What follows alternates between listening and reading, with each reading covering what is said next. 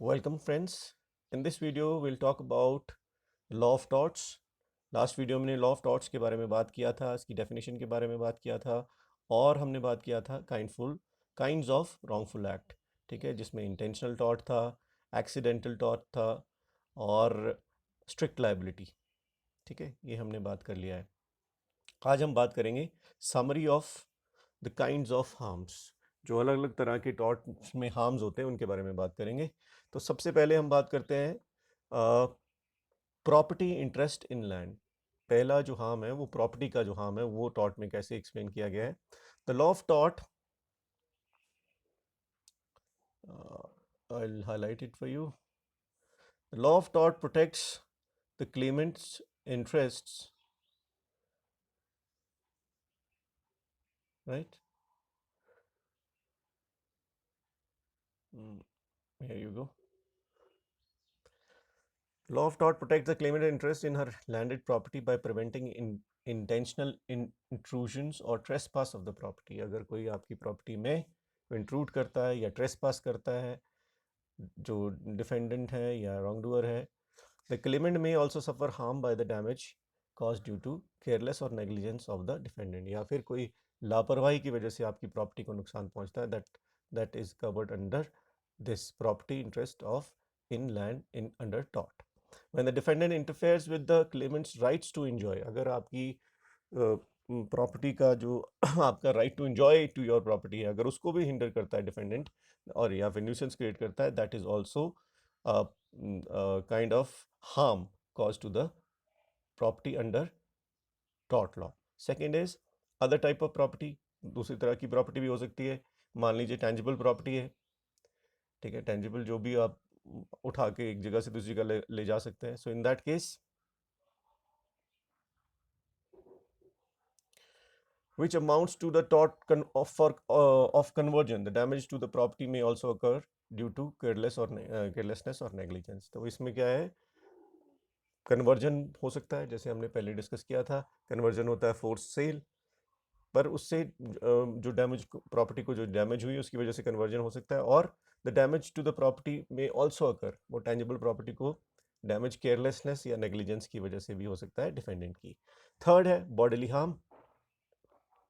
मान लीजिए ऐसा कोई एक्ट करता है डिफेंडेंट या ऑन द क्लेमेंट कि जिससे उसके जो बॉडीली इंटेग्रिटी है उसको नुकसान पहुंचा, बॉडी को नुकसान पहुंचता है, तो that is bodily injury. Tort of battery and assault applies to any intentional harm cause to body. Harm may also be caused by negligence as well as the breach of statutory duties like traffic rules, health laws and so on, ठीक है। तो वो battery assault भी हो सकता है, intentional भी हो सकता है, और या फिर जो हमारे लॉज हैं, स्टैट्यूटरी लॉज हैं, अगर उनको आप उनको नेग्लिजेंट रहते हो, उसके लिए उनको फॉलो नहीं करते, उसकी वजह से कोई बॉडीली हार्म होता है, that amounts to tort law. Mental distress is also an element of bodily injury which raises any compensation to the victim. अगर आप किसी को मेंटल डिस्ट्रेस देते हो, ठीक है, स्ट्रेस, टेंशन, तो that also amounts to bodily injury. फिर आगे आपका लास्ट इकोनॉमिक इंटरेस्ट्स, हालांकि ये उतने एक्सटेंट तक फॉलो नहीं होते।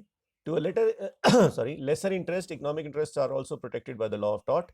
Injury caused by both intentional as well as negligence can cause economic harm to the claimant. Economic harm भी हो सकता है, ठीक है, क्लेमेंट को इंटेंशनल या नेग्लिजेंस की वजह से। तो ये हो गया हमारी summary of the kinds of harms. इसके बाद हम बात करेंगे the purpose of the tort. Tort का पर्पस क्या है? देखिए, थ्री मेन पर्पस और objectives are there of tort law. Number one, deterrence, number two, fair and just response, and number three, law spreading. Deterrence पहला जो है उसका मतलब क्या है कि आप you try to deter one from injuring others, मतलब लोगों को, एक को आप रिस्ट्रिक्ट कर देते हो या उसको डेटर करते हो या रोक देते हो because of the fear of compensation to be paid, and उसकी वजह से आप किसी को हार्म पहुंचाने से रोक देते हो। So tort law insures that the defendant compensates the victim for a wrongful act। अगर आपने कुछ गलत किया तो आपको कंपनसेशन देना पड़ेगा। तो इस वजह से इंजरी को रोका जा सकता है। This deter ones from injuring others as it encourages defendant to be mindful and careful. तो होता क्या है, इसकी वजह से आप माइंडफुल और केयरफुल होते हो कि आपको इंजरी नहीं पहुंचानी दूसरी को। दूसरा ऑब्जेक्टिव है fair and just response. Fair and just response भी है ये कि अगर आपका कोई नुकसान हुआ है तो उसकी भरपाई की जाए। Tort law ensures that the victim is compensated by the defendant to satisfy the demand of justice. Demand of justice satisfy होती है, अगर आपके साथ कुछ गलत हुआ तो उसका आपको compensation मिले. The defendants are made liable for the wrongful act. Third is loss spreading. देखिए अब loss spreading का मतलब क्या है कि जो नुकसान हुआ है उसकी कीमत को ट्रांसफर कर दिया जाता है टू अ लार्जर एक्सटेंट, और उस वजह से कंपनसेशन देना टू द क्लेमेंट आसान हो जाता है. Tort law can be used as a tool to spread loss to a wider community. अब एग्जांपल से समझ में आएगा ये. Where the manufacturer of a product has to pay compensation, the manufacturer may recover the cost by transferring this to the consumer by increasing the price of the product. जहां पर manufacturer को अपने product के लिए किसी एक product का एक यूनिट के कंपनसेशन देनी पड़ती है, उसको कवर करने के लिए, जो कि उसके फॉल्टी फंक्शनिंग की वजह से हो सकता है या एक्सीडेंट की वजह से हो सकता है, उस कॉस्ट को वो कंज्यूमर्स को ट्रांसफर कर देता है by increasing the price of the product. Another example आप ये ले सकते हो इसमें, जैसे कि ऑटोमोबाइल इंश्योरेंस होता है.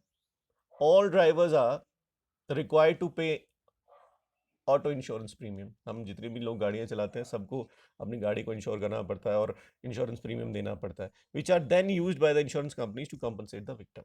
तो ऐसा तो नहीं सबका एक्सीडेंट होता है, किसी एक का एक्सीडेंट होता है और उसको फिर कंपनसेशन जो है इंश्योरेंस कंपनी देती है. ठीक है, तो लॉस को स्प्रेड कर दिया जाता है to a larger community. Right, so these are the three objectives of the purpose of the tort law. इसके साथ ही हमारा टॉपिक पर्पस टॉट का वो खत्म होता है. अब आपको ये वीडियो कैसा लगा, हेल्पफुल था या नहीं, और कोई सजेशन हो तो ज़रूर बताएं.